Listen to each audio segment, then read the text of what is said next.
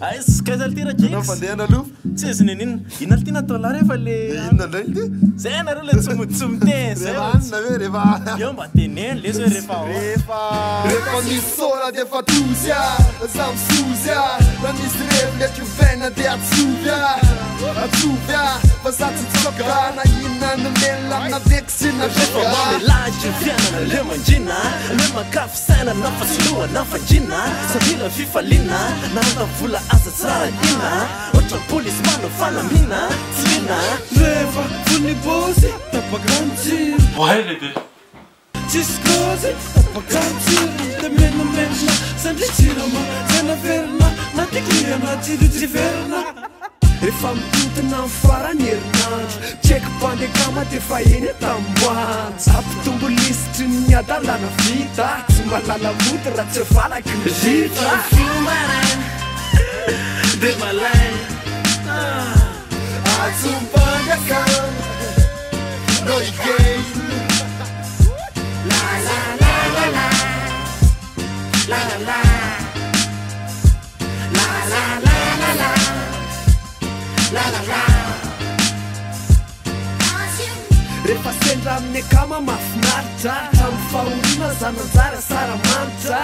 tatifika fana amin'ny fandombera ramy faresena kalazay ny sisera rehefa napetaksa sasa sorisory fa voakasika zy mitsoro de mangarika de mipetraka nitsaka vo itsaka aditaka nefa mpikapika fa tsy tetaka rehefa manjetaeta koka satsy anatiny toka ny ao amboaty tavidieta tsy mampoka sa tsy mandy sokosy se latsa hitana petsika totosy lasa saka tetigny zavatsizosy satsy mba mibiky livy mitisiva hoe satsy mba mibiby toka hoana sheri fa sakidy maina tena anaty série zay nataovy anjaina rehefa vony bosy tapakantsiro rehefa vony gang tenanjiro la la la la la la la la la la la la la la la la rehefa eny andalana de iverdalana fa mizavatra kely fanatseny tanana bedina ao atanana fa tsy manaradalana ikale talotsina rehefa kisera dia trend ao an-tanàna zero bel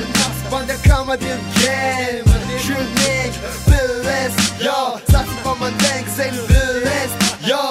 rehefa tsapa fa mafy loatra ny fiainana ifaliana zay tonga eo tsasina fitarainana entina kafaliana ndramas azina pitsikina fatongava amin'ny malasy